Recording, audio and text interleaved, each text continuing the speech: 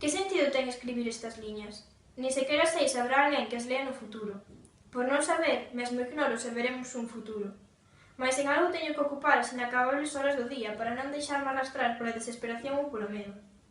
Quen me dera saber o que sucede máis alá destas paredes, máis alá das montañas de que cerran o horizonte, máis alá desta incesante fervenza de folerpas.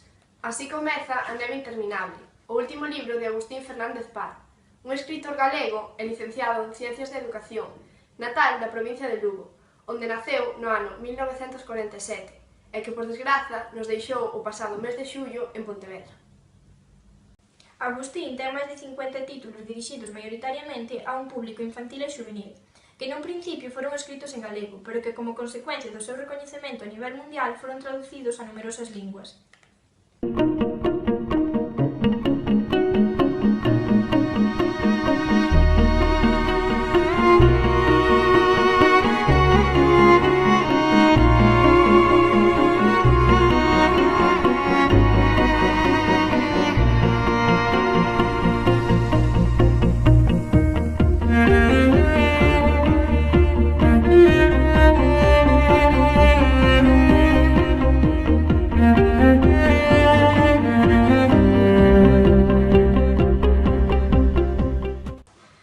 Queríamos rematar sen falar de Cartas de inverno, que, inda que non sexa unha das obras máis premiadas de Agustín, ten un gran valor para nós, xa que grazas a ela coñecemos a este autor e a gran parte da súa obra literaria.